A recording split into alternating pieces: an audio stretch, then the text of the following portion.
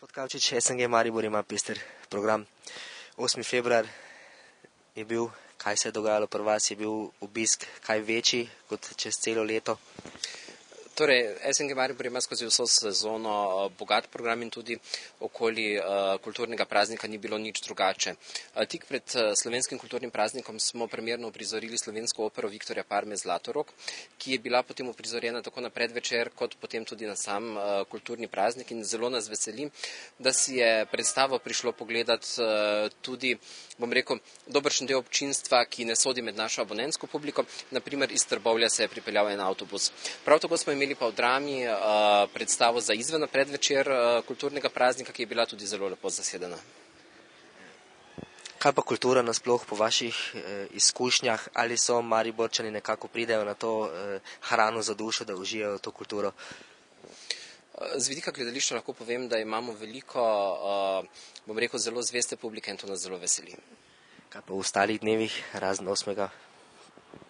Jaz mislim, da imamo zvesto publiko, ki nas spremlja skozi vso sezono in to je potem, se mi zdi, celo lepši odnos do kulture, kot da se pride v gledališče samo tisti dan, ko pač velja, da je slovenski kulturni praznik. Kdo nekako pa pride, če pogledamo, so to mladina, starejši ljudje, kdo so tisti, ki vas največkrat obiščejo? Mi imamo zelo raznoliko publiko, tako prihajajo že otroci, ki hodijo v vrtec in osnovno šolo na naše otroške predstave.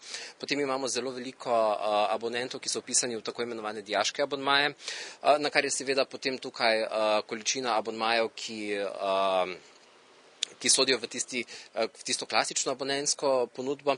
Tako da imamo, kar se demografije tiče, zelo porazdeljeno publiko od mladih do starejših, pri tem, da se pa za izven karte največ odloča, bom rekel, delovno aktivna populacija. Kaj se lahko v naslednjih dneh ogledamo? Pri nas bomo sedaj še nadaljevali z uprizoritvami Zlatoroga, sledi pa Valentinovo, ki ga tukaj obeležujemo z gala koncertom opernih arij, kjer bodo nastopili naši najbolj znani pevci, to so sopranistke Sabina Cvilak, Petja Ivanova, tenorist Janez Lotrič, kot gosti pa bosta nastopili Monika Bohinec in pa Mary Liu.